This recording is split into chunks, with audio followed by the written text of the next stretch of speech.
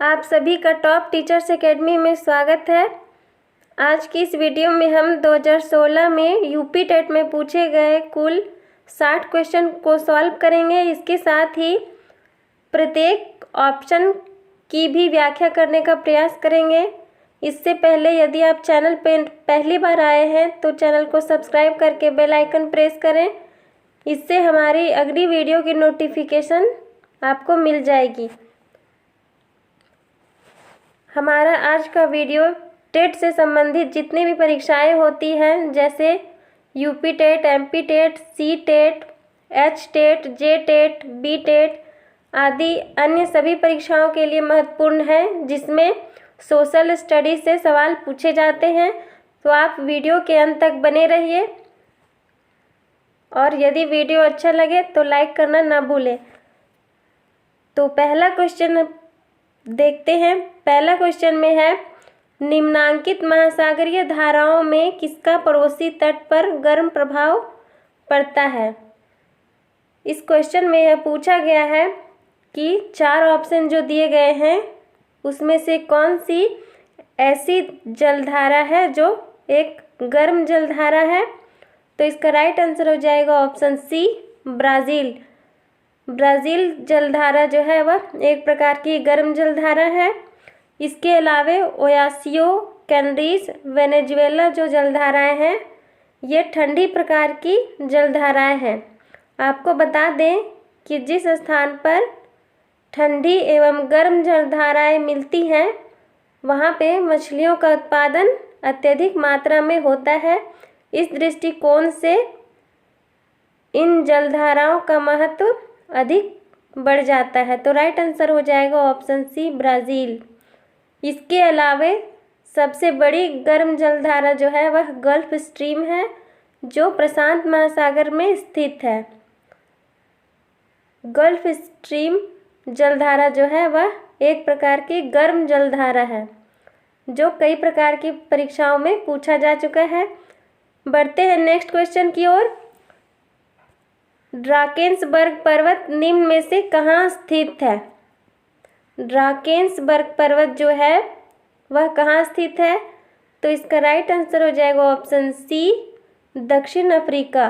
दक्षिण अफ्रीका में ड्राकेंसबर्ग पर्वत जो है वह स्थित है। आपको बता दें कि अफ्रीका महादेश एक ऐसा महादेश है जिसमें कर्क रेखा, मकर रेखा और विषुवत रेखा तीनों प्रकार की काल्पनिक रेखाएं जो है अफ्रीका महादेश से होके गुजरती हैं। तो राइट आंसर हो जाएगा ऑप्शन थर्ड। इसके अलावे दक्षिण अफ्रीका की 3 राजधानियां हैं। नेक्स्ट क्वेश्चन की ओर चलते हैं। निम्नलिखित ग्रहों में से वह कौन सा ग्रह है जिसका कोई उपग्रह नहीं है। इसके 4 ऑप्शन है। पहला है पृथ्वी, दूसरा ऑप्शन है मंगल, तीसरा ऑप्शन है बृहस्पति और चौथा ऑप्शन है बुध। पहला ऑप्शन में है पृथ्वी। तो पृथ्वी जो है इसकी एक उपग्रह है जिसका नाम चंद्रमा है। दूसरे शब्दों में कहें तो चंद्रमा जो है वह पृथ्वी का एकमात्र उपग्रह है। इसके अलावे मंगल के 2 उपग्रह हैं, डेमोस और फेबोस, जिसमें डेमोस जो है वह अब तक ज्ञात उपग्रह में सबसे छोटा उपग्रह है। तीसरा ऑप्शन है बृहस्पति। बृहस्पति के 79 उपग्रह हैं। और चौथा ऑप्शन में है बुध। बुध और शुक्र ऐसे ग्रह हैं जिनका कोई भी उपग्रह नहीं है। तो इसका राइट आंसर हो जाएगा ऑप्शन डी, बुध, जिसका कोई भी उपग्रह नहीं है। आपको बता दें कि बुध ग्रह जो है वह सूर्य से सबसे नज़दीक ग्रह है। नेक्स्ट क्वेश्चन है, सिलवासा राजधानी है किसकी राजधानी है। इसके 4 ऑप्शन है। लक्षद्वीप, दादर एवं नगर हवेली, थर्ड ऑप्शन दमन एवं दीव की और फोर्थ ऑप्शन अरुणाचल प्रदेश की। इसका राइट आंसर हो जाएगा ऑप्शन बी, दादरा एवं नगर हवेली की राजधानी जो है वह सिलवासा है। लक्षद्वीप की राजधानी करावती है। दमन एवं दीव की राजधानी दमन और अरुणाचल प्रदेश की राजधानी जो है वह ईटानगर है। तो राइट आंसर हो जाएगा ऑप्शन बी, दादर एवं नगर हवेली। नेक्स्ट क्वेश्चन, निम्न में से कौन सी मिट्टी भारत में कपास की खेती के लिए एक आदर्श मिट्टी मानी जाती है? 4 ऑप्शन है, जलोढ़ मिट्टी, लाल मिट्टी, काली मिट्टी या लेटेराइट मिट्टी। तो इसका राइट आंसर हो जाएगा ऑप्शन सी, काली मिट्टी। भारत में कपास की खेती के लिए सर्वाधिक उपयुक्त मिट्टी जो है वह काली मिट्टी मानी जाती है, जिसमें मूंगफली, कपास आदि की खेती होती है, जो गुजरात के तटीय क्षेत्रों में अधिकाधिक मात्रा में पाई जाती है। इसके साथ ही जलोढ़ मिट्टी जो है वह गेहूँ एवं दाल के लिए उपयुक्त है। लाल मिट्टी में लौह की अधिक मात्रा होती है, इसके कारण इसका रंग जो है वो लाल होता है। और चौथा ऑप्शन है लेटेराइट मिट्टी। लेटेराइट मिट्टी में खेती जो है वह बहुत कम मात्रा में होती है, किंतु रासायनिक उर्वरकों के उपयोग के माध्यम से इस प्रकार की मिट्टी में भी कुछ मात्रा में खेती की जाती है। बढ़ते हैं नेक्स्ट क्वेश्चन की ओर। निम्न स्थलाकृतियों में से किसका निर्माण भ्रंशन द्वारा होता है? भ्रंशन कहने का अर्थ है जो चट्टानों, पर्वतों को टूटकर निर्मित होते हैं, उन्हें भ्रंशन द्वारा निर्मित माना जाता है। इसके 4 ऑप्शन है, इसका राइट आंसर हो जाएगा ऑप्शन 3, विभ्रंश घाटी जो है वह भ्रंशन के द्वारा निर्माण होता है इनका। नेक्स्ट क्वेश्चन की ओर चलते हैं। चंद्र ग्रहण निम्नलिखित में से कब पड़ता है? इसका राइट आंसर हो जाएगा ऑप्शन ए, पूर्णमासी। पूर्णमासी के दिन चंद्र ग्रहण जो है वह पड़ता है। इसके साथ ही ऑप्शन बी में है अमावस। अमावस के दिन सूर्य ग्रहण होता है। सबसे पहले हम ये जानते हैं कि चंद्र ग्रहण किसे कहते हैं। जब सूर्य एवं चंद्रमा के बीच पृथ्वी आ जाती है तो चंद्र ग्रहण होता है। इसके साथ ही सूर्य ग्रहण तब होता है जब सूर्य और पृथ्वी के बीच चंद्रमा आ जाता है तो सूर्य ग्रहण होता है। तो राइट आंसर इसका हो जाएगा ऑप्शन फर्स्ट, पूर्णमासी के दिन जो है वह चंद्र ग्रहण होता है। नेक्स्ट क्वेश्चन स्क्रीन पे है, संयुक्त राष्ट्र संघ की स्थापना कब हुई थी? संयुक्त राष्ट्र संघ की स्थापना कब हुई थी? इसके 4 ऑप्शन दिए हुए हैं, 24 अक्टूबर 1945, 25 अक्टूबर 1945, 26 अक्टूबर 1945 या 25 अक्टूबर 1948। तो इस क्वेश्चन का राइट आंसर हो जाएगा ऑप्शन फर्स्ट, 24 अक्टूबर 1945 को संयुक्त राष्ट्र संघ की स्थापना हुई थी तथा इसका हेडक्वार्टर जो है वह न्यूयॉर्क में स्थापित किया गया था। न्यूयॉर्क अमेरिका में स्थित एक प्रसिद्ध शहर है। नेक्स्ट क्वेश्चन है, ग्राम पंचायत का सदस्य बनने के लिए न्यूनतम आयु सीमा क्या है? पहला ऑप्शन 18 वर्ष, दूसरा 21 वर्ष, तीसरा 25 वर्ष और चौथा ऑप्शन है 30 वर्ष। तो आपको बता दें कि ग्राम पंचायत के सदस्य जो होते हैं वो चुने हुए होते हैं और ग्राम पंचायत के सदस्य के रूप में नियुक्ति पाने के लिए न्यूनतम आयु जो है वह 21 वर्ष होना अनिवार्य है। तो इस क्वेश्चन का राइट आंसर हो जाएगा ऑप्शन 21। इसके साथ ही ग्राम सभा और ग्रामीण स्तर पर जो उसके सदस्य होते हैं वह 18 वर्ष की आयु प्राप्त करते ही स्वतः ग्राम सभा के सदस्य बन जाते हैं। तो राइट आंसर इसका होगा ऑप्शन बी, 21 वर्ष। नेक्स्ट क्वेश्चन, भारत में उच्चतम न्यायालय ने संविधान के बुनियादी ढांचे का सिद्धांत दिया। इस क्वेश्चन की व्याख्या करते हुए हम कह सकते हैं कि भारत में उच्चतम न्यायालय ने किस मामले में यह अपना फैसला दिया कि संविधान का जो मौलिक ढांचा है, बुनियादी ढांचा है, उस पे किसी भी प्रकार का परिवर्तन जो है वह नहीं किया जा सकता है। यदि संविधान में किसी प्रकार का संशोधन किया जाता है तो उसके मौलिक ढांचे पर किसी भी प्रकार की आंच नहीं आने दिया जाएगा। तो इसका राइट आंसर हो जाएगा ऑप्शन पहला। केशवानंद भारती के मामले में उच्चतम न्यायालय ने संविधान के बुनियादी ढांचे पर बिना किसी प्रभाव के संशोधन करने पर बल दिया। तो right answer option A. Next question है, भारतीय संविधान तदर्थ न्यायाधीशों की नियुक्ति की व्यवस्था करता है। तदर्थ न्यायाधीशों की नियुक्ति कहने का अर्थ है कि जिस समय अधिक न्यायाधीशों की आवश्यकता होगी सहायक न्यायाधीशों की नियुक्ति की जाएगी। तो इसका राइट ऑप्शन होगा ऑप्शन ए में है उच्च न्यायालय, बी जिला एवं सत्र न्यायालय में, तीसरा ऑप्शन है संसद में और चौथा सर्वोच्च न्यायालय में। तो इसका राइट आंसर होगा ऑप्शन फर्स्ट उच्च न्यायालय में। भारतीय संविधान जो है वह तदर्थ सहायक न्यायाधीशों की नियुक्ति की व्यवस्था करता है उच्च न्यायालय में। नेक्स्ट क्वेश्चन की ओर चलते हैं, यह कौन निश्चित करता है कि कोई विधेयक धन विधेयक है अथवा नहीं। यह क्वेश्चन जो है वो हमारा पॉलिटी से है। इसके 4 ऑप्शन दिए गए हैं। इसका राइट आंसर होगा ऑप्शन डी लोकसभा का स्पीकर। लोकसभा का स्पीकर जो है वह यह तय करता है कि कोई विधेयक धन विधेयक है अथवा नहीं। इसके बाद यदि धन विधेयक है यह घोषणा हो जाती है तो राष्ट्रपति के पास यह स्वीकृति के लिए जाता है। स्वीकृति प्राप्त होने के बाद इस विधेयक को संसद में पेश किया जाता है। धन विधेयक जो है वह सबसे पहले लोकसभा में पेश किया जाता है। इसके बाद लोकसभा में पारित होने के बाद मात्र 14 दिन के लिए इसे राज्यसभा में भेजा जाता है। राज्यसभा में 14 दिन के उपरांत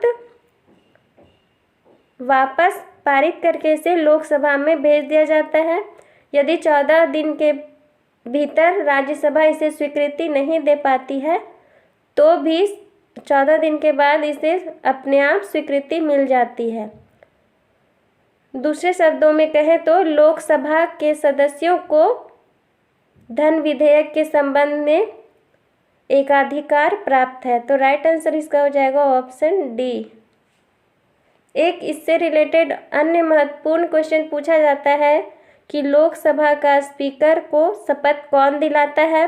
तो आपको बता दें कि लोकसभा का स्पीकर जो है वह लोकसभा के स्पीकर के रूप में शपथ नहीं लेता है, अपितु लोकसभा में जब वह सदस्यता ग्रहण करता है तो अन्य सदस्यों के साथ ही वह शपथ ग्रहण कर लेता है। एक सांसद के रूप में, स्पीकर के रूप में उसका शपथ ग्रहण जो है वह नहीं होता है।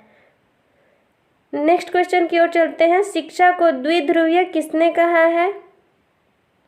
तो शिक्षा को द्विध्रुवीय व्यवस्था जो है वह एडम्स के द्वारा कहा गया है। इसके साथ ही जॉन डीवी ने भी पाठ्यक्रम के संबंध में बाल केंद्रित शिक्षा के संदर्भ में कई तरह के विचार जो है वो दिए हैं। नेक्स्ट क्वेश्चन, उच्च प्राथमिक स्तर पर कौन सा विषय सामाजिक अध्ययन में सम्मिलित नहीं है। उच्च प्राथमिक स्तर पर कौन सा विषय सामाजिक अध्ययन में सम्मिलित नहीं है, अर्थात ऐसा कौन सा विषय है जिसे उच्च प्राथमिक स्तर पर जैसे 8, 9, 10 में जो है वह हम बच्चों को नहीं पढ़ाते हैं। इसके 4 ऑप्शन दिए गए हैं, दर्शन शास्त्र, राजनीति शास्त्र, तीसरा है भूगोल और चौथा इतिहास। तो इसका राइट आंसर हो जाएगा ऑप्शन पहला दर्शन शास्त्र। दर्शन शास्त्र फिलॉसफी जो सब्जेक्ट है वह हम 8वीं 9वीं 10वीं कक्षा के छात्रों को नहीं पढ़ाते हैं। उनके अध्ययन में पाठ्यक्रम में यह विषय जो है वह शामिल नहीं है। तो इसका राइट आंसर हो जाएगा ऑप्शन पहला। जबकि राजनीति शास्त्र, भूगोल एवं इतिहास, अर्थशास्त्र इन विषयों को सामाजिक अध्ययन के अंतर्गत पढ़ाया जाता है। नेक्स्ट क्वेश्चन, निम्नलिखित में से कौन सा व्याख्यान विधि का गुण नहीं है। निम्नलिखित में से कौन सा व्याख्यान जो है विधि का गुण नहीं है? पहला, समय व शक्ति की बचत होती है। दूसरा, तर्क एवं चिंतन शक्ति का विकास होता है। तीसरा ऑप्शन, पाठ्य वस्तु को अधिक स्पष्ट किया जा सकता है। और चौथा ऑप्शन, विद्यार्थियों में स्वाध्याय की आदत पड़ती है। इस क्वेश्चन में पूछा गया है कि पढ़ाने की एक विधि, व्याख्यान विधि, लेक्चर मेथड जो है उसका कौन सा गुण नहीं है? तो इसका राइट आंसर हो जाएगा ऑप्शन डी, विद्यार्थियों में स्वाध्याय की आदत पड़ जाती है। व्याख्यान विधि में शिक्षक जो है वह एक मंच पे खड़े होकर व्याख्यान देता है। विषय के संबंध में, टॉपिक के संबंध में छात्रों को विभिन्न प्रकार के ज्ञान से अवगत कराता है, तथ्य को बताता है और ब्लैक बोर्ड में लिख कर भी समझाता है। इसे लेक्चर मेथड के तौर पर समझते हैं कि शिक्षक के द्वारा जो है वह लेक्चर दिया जाता है और छात्र सुनते हैं और उस संदर्भ में अपने विचार व्यक्त करते हैं, चिंतन करते हैं और आपस में तर्क वितर्क करने का प्रयास करते हैं।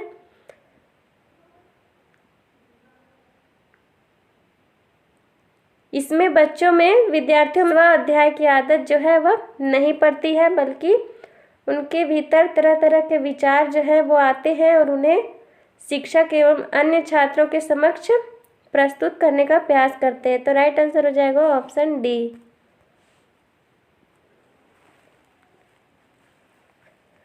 नेक्स्ट क्वेश्चन, शिक्षक को श्यामपट्ट लिखते समय कितने अंश के कोण पर खड़ा होकर लिखना चाहिए?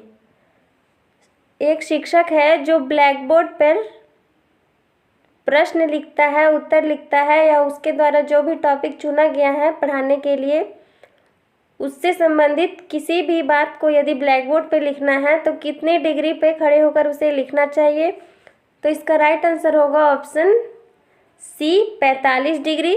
45 डिग्री के कोण पर खड़े होकर ब्लैक बोर्ड में लिखने से यह होता है कि जो छात्र पीछे बैठे हुए हैं वे उनके द्वारा लिखे गए तथ्यों को साथ ही साथ देख सकते हैं, उन्हें देखने में सुविधा होती है।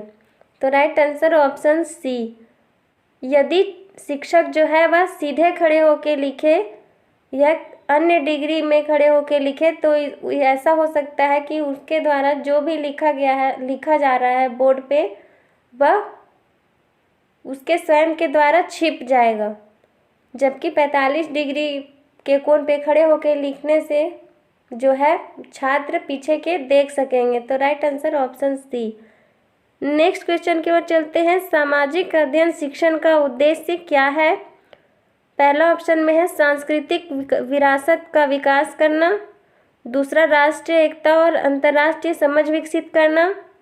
तीसरा ऑप्शन है अच्छे नागरिक होना और चौथा उपयुक्त सभी। तो राइट आंसर होगा ऑप्शन डी, उपयुक्त सभी। सामाजिक अध्ययन में इतिहास पढ़ाया जाता है, पॉलिटी पढ़ाया जाता है, इकोनॉमिक्स पढ़ाया जाता है और भूगोल पढ़ाया जाता है। इन सभी सामाजिक अध्ययन के विषयों का एकमात्र उद्देश्य होता है एक अच्छा जानकार नागरिक तैयार करना, ताकि वह अपने संस्कृति का संरक्षण कर सके, अपने सांस्कृतिक धरोहर का जो है वह ध्यान रख सके, अंतर्राष्ट्रीय समझ विकसित करे और अपने देश में एकता बनाए रखने में सहायता करे। तो राइट आंसर हो जाएगा इसका ऑप्शन डी, उपयुक्त सभी। नेक्स्ट है, निम्नलिखित में से कौन सा धर्म त्रिरत्न में विश्वास करता है? निम्नलिखित में से कौन सा धर्म जो है वह त्रिरत्न में विश्वास रखता है? पहला है बौद्ध धर्म, दूसरा वैष्णव धर्म, तीसरा शैव धर्म और चौथा जैन धर्म। राइट आंसर होगा इसका ऑप्शन पहला, बौद्ध धर्म। आपको बता दें कि बौद्ध धर्म के त्रिरत्न जो है वह बुद्धम, संघम और धर्मम है। बुद्धम, धर्मम एवं संघम बौद्ध धर्म के त्रिरत्न है। इसके अलावे बौद्ध धर्म में त्रिपिटक है, सुत्त पिटक, विनय पिटक एवं अभिधम पिटक।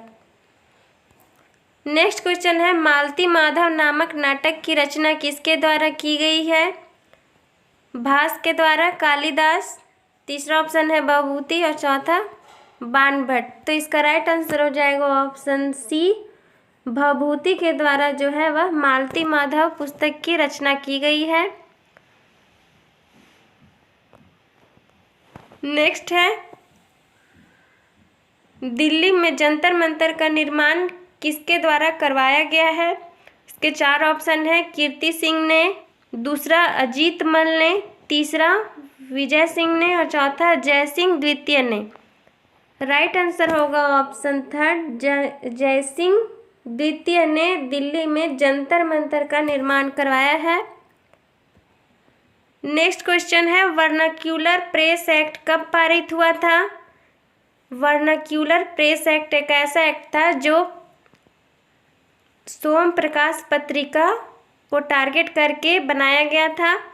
वर्नाक्यूलर प्रेस एक्ट के तहत जो है वह किसी भी पत्रिका को प्रकाशित करने से पहले अंग्रेजी सरकार से सहमति लेनी पड़ती थी। इसके चार ऑप्शन दिए गए हैं, पहला 1878, दूसरा 1880 ईस्वी, तीसरा 1885 और चौथा ऑप्शन है 1888। तो इसका राइट आंसर हो जाएगा ऑप्शन फर्स्ट, 1878 ईस्वी में लॉर्ड लिटन के काल में वर्नाक्यूलर प्रेस एक्ट जो है वह लाया गया था। आपको बता दें कि लॉर्ड लिटन का जो कार्यकाल था वह 1876 से लेके 1880 तक यह भारत के गवर्नर के रूप में कार्य कर रहे थे, गवर्नर जनरल के रूप में। तो इसका राइट आंसर हो जाएगा ऑप्शन फर्स्ट, 1878 में। इसके साथ ही वर्नाक्यूलर प्रेस एक्ट जो है वह लॉर्ड रिपन के काल में हटा दिया गया था। नेक्स्ट क्वेश्चन की ओर चलते हैं, भारतीय राष्ट्रीय कांग्रेस के प्रथम अध्यक्ष कौन थे? पहला ऑप्शन A.O. ह्यूम, दूसरा W.C. बनर्जी, तीसरा ऑप्शन है सुरेंद्र नाथ बनर्जी और चौथा ऑप्शन महात्मा गांधी। तो इसका राइट आंसर हो जाएगा option B, W.C. Banerjee. Vyomesh Chandra Banerjee जो थे वह 1886 ईस्वी में गोकुल तेजपाल संस्कृत कॉलेज में भारतीय राष्ट्रीय कांग्रेस का पहला अधिवेशन हुआ था। वहाँ पर उन्होंने अध्यक्षता की थी कांग्रेस के पहले सम्मेलन की। इसके अलावा A.O. ह्यूम जो है वह भारतीय राष्ट्रीय कांग्रेस के संस्थापक थे। 1885 ईस्वी में भारतीय राष्ट्रीय कांग्रेस की स्थापना हुई थी। A.O. ह्यूम जो थे वह इसके महासचिव के रूप में कार्य किए थे। नेक्स्ट क्वेश्चन की ओर चलते हैं, भूदान आंदोलन किसने प्रारंभ किया था? पहला ऑप्शन है जयप्रकाश नारायण, दूसरा विनोबा भावे, तीसरा J.B. कृपलानी और चौथा ऑप्शन है नरसिंह मेहता। इसका राइट आंसर होगा ऑप्शन बी, विनोबा भावे। विनोबा भावे ने भूदान आंदोलन, गोदान आंदोलन चलाया था। भूदान, सबसे पहले हम ये जानते हैं कि भूदान आंदोलन है क्या।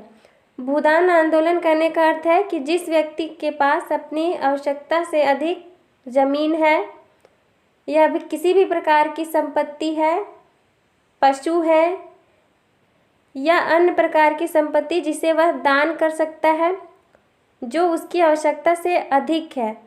तो राइट आंसर होगा ऑप्शन बी, विनोबा भावे। विनोबा भावे ने ही भूदान आंदोलन चलाया था। उन्होंने लोगों से अपील की थी कि उनके पास यदि उनकी आवश्यकता से अधिक संपत्ति है तो वे आगे आए और उनका दान करें।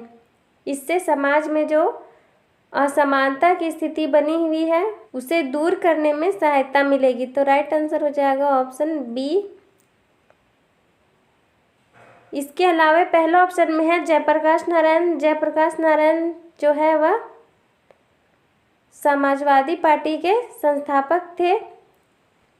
नेक्स्ट क्वेश्चन की ओर चलते हैं, निम्न में से कौन काकोरी कांड से संबंधित नहीं है? इसके चार ऑप्शन दिए गए हैं, पहला है भगत सिंह, दूसरा अशफाक उल्लाह खां, तीसरा रामप्रसाद बिस्मिल और चौथा है राजेंद्र लाहिड़ी। काकोरी कांड से संबंधित जो व्यक्ति थे उनमें कई व्यक्ति थे। सबसे प्रसिद्ध व्यक्तियों में रामप्रसाद बिस्मिल, अशफाक उल्लाह खां, एवं राजेंद्र लाहिड़ी के अलावे अन्य व्यक्तियों को शामिल किया जाता है। तो इसका राइट आंसर हो जाएगा ऑप्शन पहला भगत सिंह। भगत सिंह जो है वह काकोरी लूटकांड से संबंधित नहीं थे। भगत सिंह जो है वह ब्रिटिश संसद में बम फेंकने से संबंधित थे।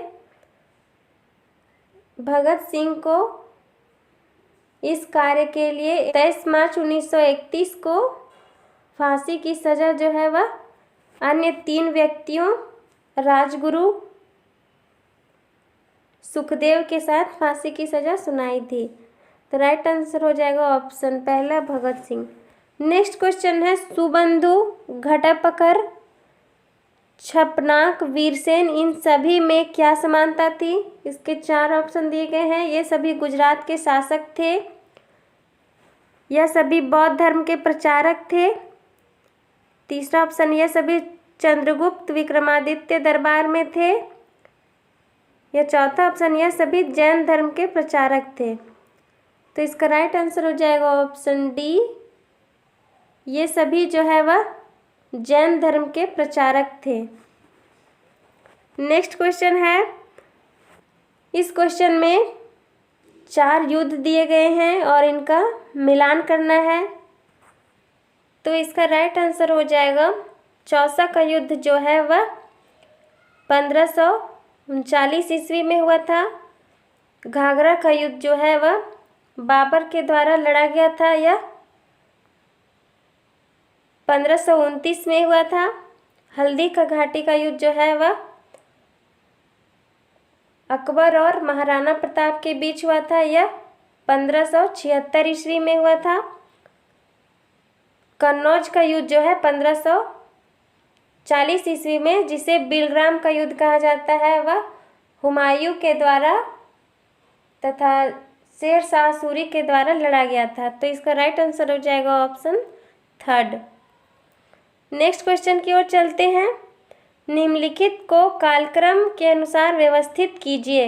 इसके 4 ऑप्शन है। पहला में है वारेन हेस्टिंग्स, दूसरा रॉबर्ट क्लाइव, तीसरा लॉर्ड कॉर्नवालिस और चौथा जो है वह लॉर्ड वेलेस्ली। तो इनका सही कालक्रम जो है वह ऑप्शन बी है जो राइट होगा। वारेन हेस्टिंग्स पहले थे, उसके बाद रॉबर्ट क्लाइव, थर्ड में लॉर्ड कॉर्नवालिस जिन्हें सिविल सेवा का जनक माना जाता है भारत में, और चौथा लॉर्ड वेलेस्ली जो सहायक संधि भारत में लाए थे। तो राइट आंसर होगा ऑप्शन बी 1, 2, 3, 4। नेक्स्ट क्वेश्चन की ओर बढ़ते हैं। भारत के निम्न में से किस राज्य में सुंदरवन पाए जाते हैं? आपको बता दें कि सुंदरवन के पेड़ पौधे हैं जो दलदली क्षेत्रों में पाए जाते हैं, डेल्टाई क्षेत्रों में देखने को मिलते हैं। इसके 4 ऑप्शन है। पहला महाराष्ट्र, दूसरा गुजरात, तीसरा उत्तर प्रदेश और चौथा पश्चिम बंगाल। तो इसका राइट आंसर हो जाएगा ऑप्शन डी पश्चिम बंगाल। सुंदरवन जो है इसका नाम सुंदरी वृक्ष यहाँ पाए जाते हैं इसी कारण पड़ा है। तो राइट आंसर हो जाएगा ऑप्शन डी पश्चिम बंगाल। नेक्स्ट क्वेश्चन है, निम्न में से किस नदी पर हीराकुंड बहुउद्देश्य परियोजना का निर्माण हुआ है? 4 ऑप्शन है। महानदी, चंबल, सतलज और यमुना। तो राइट आंसर हो जाएगा ऑप्शन पहला महानदी। हीराकुंड बांध परियोजना जो है वह महानदी में स्थित है, यह उड़ीसा में स्थित है।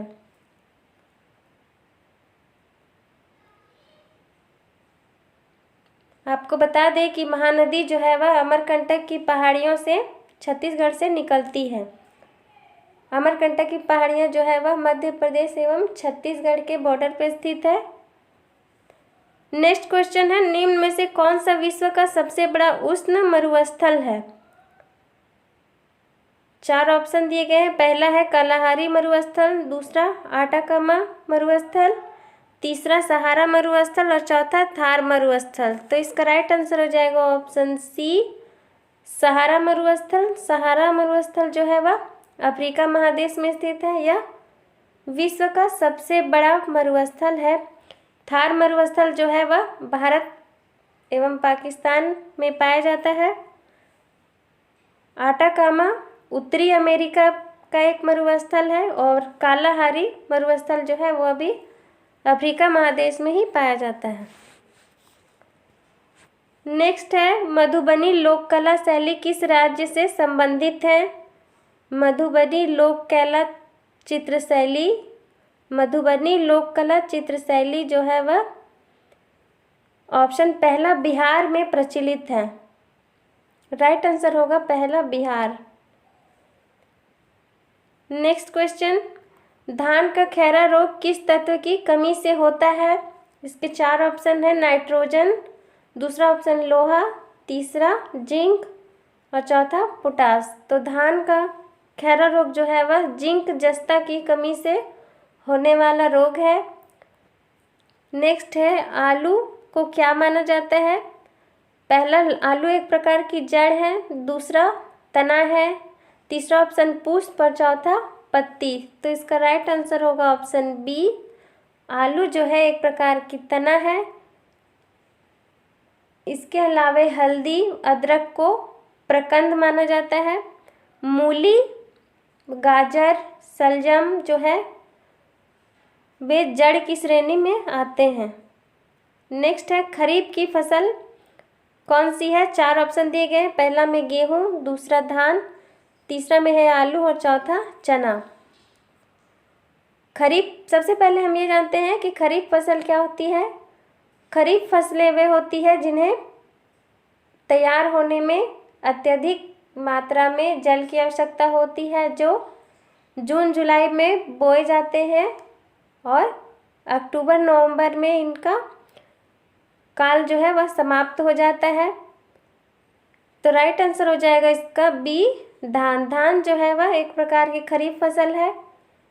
इसके लिए 100 से 120 के सेंटीमीटर के बीच वर्षा की आवश्यकता होती है। नेक्स्ट क्वेश्चन, मक्का का जन्म स्थान है। मक्का का जन्म स्थान कहाँ है? 4 ऑप्शन है, पहला भारत, दूसरा चीन, तीसरा में अमेरिका और चौथा है रूस। तो राइट आंसर हो जाएगा उसका अमेरिका। मक्का का जन्म स्थान जो है वह अमेरिका में है। इसके साथ ही टमाटर का सबसे पहले उत्पादन भी अमेरिका में ही शुरू हुआ था। अमेरिका में मक्का का उपयोग जो है वह जानवरों के चारे के रूप में किया जाता है। तो राइट आंसर हो जाएगा ऑप्शन 3। नेक्स्ट है प्रमाणित बीज के थैले पर लगे टैग का रंग कैसा होता है? प्रमाणित बीज के थैले पर लगे टैग का रंग होता है ऑप्शन पहला नीला होता है। नेक्स्ट क्वेश्चन, ओलेरी कल्चर शब्द का संबंध किससे है? पहला सब्जी विज्ञान से, दूसरा पुष्प विज्ञान से, तीसरा फसल विज्ञान से और चौथा फल विज्ञान से। राइट आंसर हो जाएगा इसका ऑप्शन फर्स्ट, ओलेरी कल्चर में विभिन्न प्रकार की सब्जियों का उत्पादन किया जाता है। तो राइट आंसर हो जाएगा ऑप्शन पहला, सब्जी उत्पादन से, सब्जी विज्ञान से। नेक्स्ट क्वेश्चन है, फलों को पकाने में उपयोग किया जाने वाला रसायन कौन सा है? पहला मीथेन, दूसरा एथिलीन, तीसरा ऑप्शन है सल्फ्यूरिक एसिड और चौथा ग्लूकोज। राइट आंसर हो जाएगा ऑप्शन पहला, एथिलीन का प्रयोग फलों को पकाने में किया जाता है। नेक्स्ट है पपेन का स्रोत कौन सा है? पहला आम, दूसरा बेल, तीसरा ऑप्शन है पपीता और चौथा केला। तो पपेन का सर्वाधिक उपयुक्त स्रोत जो है वह पपीता फल को माना जाता है। नेक्स्ट, लीची फल का कौन सा भाग खाया जाता है? पहला फल भित्ति, दूसरा मध्य फल भित्ति, तीसरा मांसल एरिल और चौथा ऑप्शन है अंतः फल भित्ति। तो लीची फल का जो है वह मांसल एरिल भाग जो है वह खाया जाता है। कौन सा भाग खाया जाता है? मांसल एरिल भाग। नेक्स्ट है राष्ट्रीय खेल दिवस कब मनाया जाता है? इसका 4 ऑप्शन है, 25 अगस्त, 29 अगस्त, 30 अगस्त और 31 अगस्त। राइट आंसर हो जाएगा इसका ऑप्शन बी, 29 अगस्त को राष्ट्रीय खेल दिवस के रूप में मनाया जाता है। आपको बता दें कि 29 अगस्त को मेजर ध्यानचंद का जन्मदिवस भी मनाया जाता है। उन्हीं के जन्म दिवस के उपलक्ष्य में राष्ट्रीय खेल दिवस जो है वह मनाया जाता है। इसके साथ ही मेजर ध्यानचंद के नाम पर पुरस्कार भी वितरित किए जाते हैं। नेक्स्ट है, आधुनिक ओलंपिक खेल कब प्रारंभ हुए थे? पहला ऑप्शन 1886 में, दूसरा ऑप्शन 1896 में, तीसरा ऑप्शन 1906 ईस्वी में और चौथा ऑप्शन 1916 ईस्वी में। तो राइट आंसर इसका हो जाएगा ऑप्शन बी, 1896 ईस्वी में आधुनिक ओलंपिक खेल जो है वह आरंभ हुए थे। नेक्स्ट है, खिलाड़ियों में डोपिंग परीक्षण किया जाता है। पहला रक्त द्वारा, दूसरा मूत्र द्वारा, तीसरा ऑप्शन है रक्त एवं मूत्र द्वारा और चौथा ऑप्शन उपयुक्त में से कोई नहीं। राइट आंसर इसका हो जाएगा ऑप्शन सी, रक्त एवं मूत्र के द्वारा खिलाड़ियों में डोपिंग परीक्षण किया जाता है। डोपिंग परीक्षण वह परीक्षण होता है जिसमें खिलाड़ियों की यह जांच होती है कि उन्होंने अपनी कार्य क्षमता को बढ़ाने के लिए किसी भी प्रकार की दवाई या ड्रग्स का इस्तेमाल किया है या नहीं। इसका पता डोपिंग परीक्षण के द्वारा लगाया जाता है। नेक्स्ट है, द्रोणाचार्य पुरस्कार किसको दिया जाता है? पहला ऑप्शन खिलाड़ी, दूसरा कोच और तीसरा शिक्षक और चौथा वैज्ञानिक। द्रोणाचार्य पुरस्कार जो है वह कोच, किसी खिलाड़ी के कोच को दिया जाता है या किसी टीम के कोच को दिया जाता है। तो राइट आंसर हो जाएगा ऑप्शन बी, कोच को। अर्जुन पुरस्कार जो है वह खिलाड़ियों को दिया जाता है। नेक्स्ट क्वेश्चन है, किस संशोधन के द्वारा भारतीय संविधान की प्रस्तावना में पंथ निरपेक्ष शब्द को जोड़ा गया है? पहला ऑप्शन 41वां संशोधन, दूसरा 42वां संविधान संशोधन, तीसरा 43वां संविधान संशोधन या चौथा 44वां संविधान संशोधन। तो इसका राइट आंसर हो जाएगा ऑप्शन बी, 42वां संविधान संशोधन के द्वारा पंथ निरपेक्ष के अलावा समाजवाद, एकता एवं अखंडता शब्द को जोड़ा गया है। 42वें संविधान संशोधन को मिनी कॉन्स्टिट्यूशन के रूप में भी जाना जाता है। राइट आंसर हो जाएगा ऑप्शन बी। इसके अलावा ऑप्शन डी में है 44वां संविधान संशोधन। आपको बता दें कि 44वें संविधान संशोधन जो 1978 में हुआ था, संपत्ति के अधिकार को मौलिक अधिकार की श्रेणी से हटाकर कानूनी अधिकार के रूप में अनुच्छेद 300 के क में स्थान दिया गया था। 42वां संविधान संशोधन जो है वह 1976 ईस्वी में लाया गया था। नेक्स्ट क्वेश्चन, गुट निरपेक्ष आंदोलन का 17वां सम्मेलन कहाँ आयोजित किया गया था? राइट आंसर हो जाएगा ऑप्शन बी, मार्गेरिटा में। गुट निरपेक्ष आंदोलन का 17वां सम्मेलन जो है वह मार्गेरिटा में आयोजित हुआ था।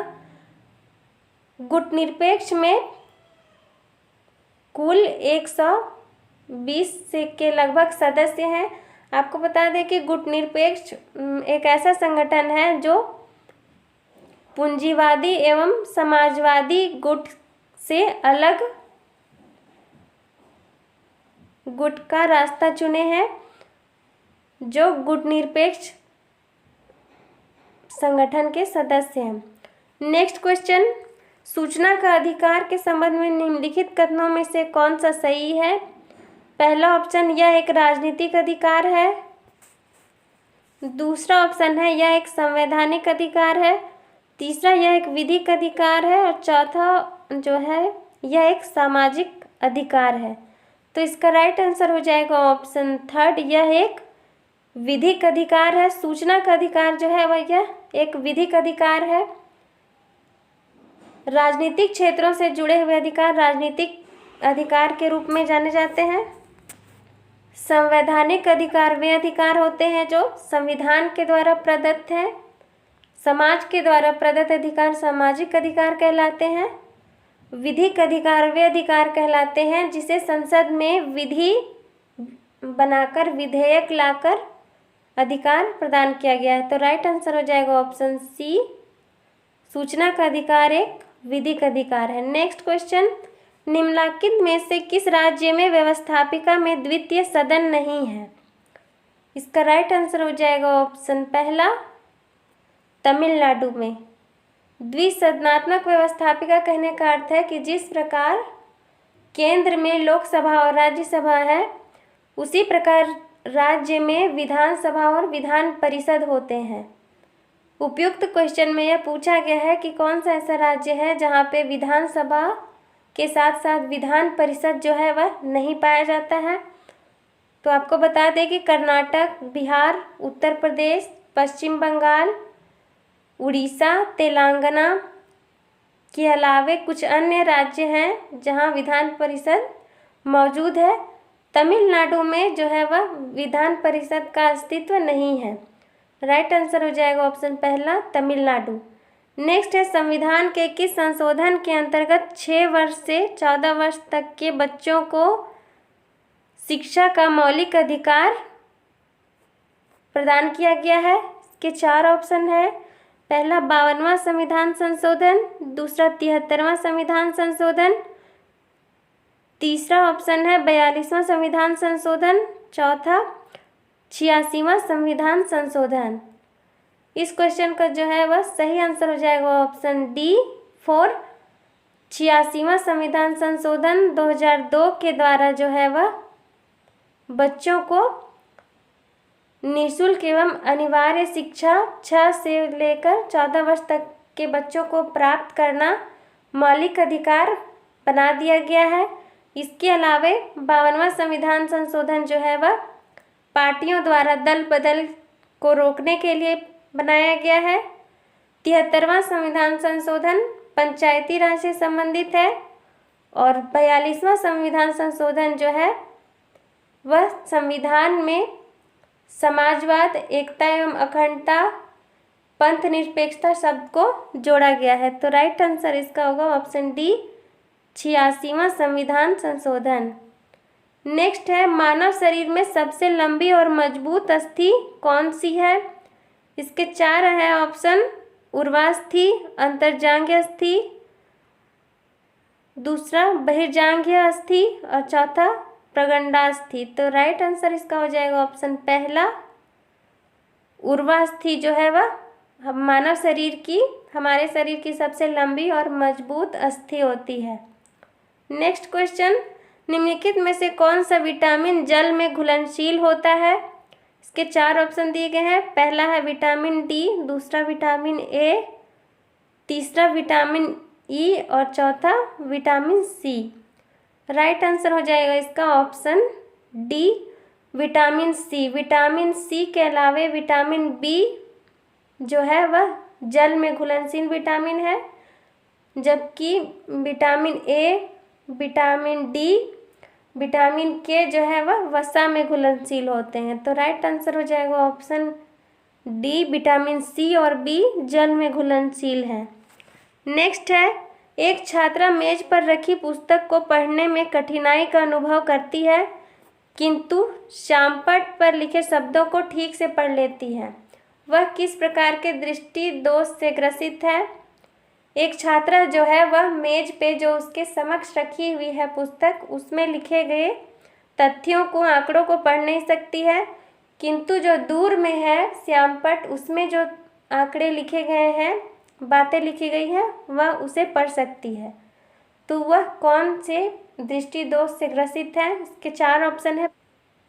पहला ऑप्शन है दूरदृष्टि दोष, दूसरा निकट दृष्टि दोष, तीसरा असमान दृष्टि दोष और चौथा वर्णांतता।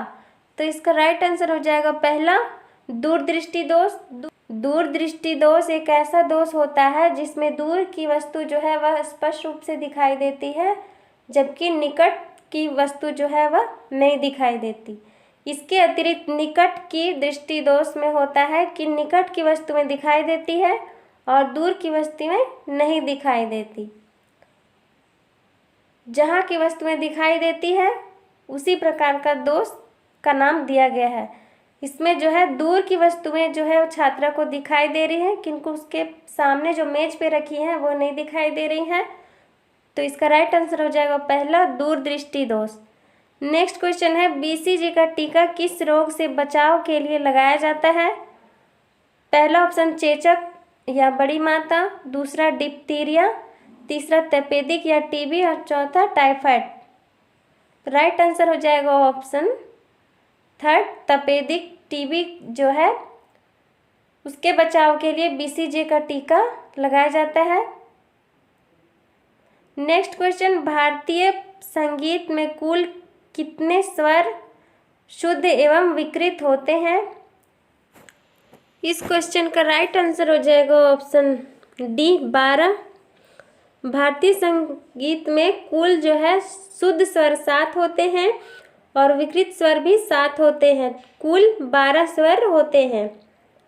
नेक्स्ट है स्वामी हरिदास संगीत सम्मेलन प्रतिवर्ष कहाँ पर आयोजित किया जाता है? पहला ऑप्शन मुंबई, दूसरा अमृतसर, तीसरा आगरा और चौथा ऑप्शन है जोधपुर। आपको बता दें कि स्वामी हरिदास संगीत सम्मेलन वह उत्तर प्रदेश के आगरा में होता है। नेक्स्ट, तानसेन दरबारी गायक किसके थे? पहला हुमायूं, दूसरा ऑप्शन बहादुर शाह जफर, तीसरा ऑप्शन अकबर और चौथा औरंगजेब। तो राइट आंसर इसका हो जाएगा ऑप्शन सी। तानसेन जो है वह अकबर के दरबारी गायक थे। तानसेन जो है वह टोडरमल, मानसिंह, बीरबल के अलावे 9 रत्नों में शामिल थे। राइट ऑप्शन सी, अकबर के 9 रत्नों में एक तानसेन भी शामिल थे। नेक्स्ट क्वेश्चन है जयदेव किस ग्रंथ के रचयिता कौन है? जयदेव ग्रंथ के रचयिता कौन है? 4 ऑप्शन है। राजतरंगिणी, आपको बता दें कि राजतरंगिणी जो है वह कल्हन की रचना है। दूसरा ऑप्शन है स्वरमेल कलानिधि, तीसरा ऑप्शन गीत गोविंद और चौथा ऑप्शन है हृदय कौतुक। तो राइट आंसर इसका हो जाएगा ऑप्शन थर्ड, गीत गोविंद जो है वह जयदेव द्वारा लिखित है। नेक्स्ट है परिप्रेक्ष्य क्या होता है? 4 ऑप्शन, पटल की गहराई, दूसरा ऑप्शन चित्र की ऊंचाई, तीसरा चित्र की लंबाई और चौथा ऑप्शन है चित्र की गोलाई। तो परिप्रेक्ष्य जो होता है वह पटल की गहराई को कहते हैं। नेक्स्ट, अजंता के चित्र किस धर्म से संबंधित है? 4 ऑप्शन दिए गए हैं। पहला ऑप्शन में है जैन धर्म, दूसरा सनातन धर्म, तीसरा बौद्ध धर्म और चौथा ईसाई धर्म। तो अजंता के चित्र जो है वह बौद्ध धर्म से संबंधित है। ये भारत के वर्तमान समय में महाराष्ट्र में स्थित है। नेक्स्ट, पास पास रेखाएं खींचकर छाया प्रकाश के प्रभाव को दर्शाना क्या कहलाता है? पास पास रेखाएं खींचकर छाया प्रकाश के प्रभाव को दर्शाना क्या कहलाता है? पहला ऑप्शन स्फुमेटो, दूसरा एचिंग, तीसरा ऑप्शन में है हैचिंग और चौथा चेरास्क्यूरो। तो राइट आंसर इसका होगा ऑप्शन 3, हैचिंग जो है वह पास पास रेखाएं खींचकर छाया प्रकाश को दिखाना होता है। यदि आपको वीडियो पसंद आया हो तो प्लीज़ वीडियो को लाइक करें, कमेंट सेक्शन में जाके कमेंट करें, वीडियो को शेयर कर दीजिए एंड थैंक यू।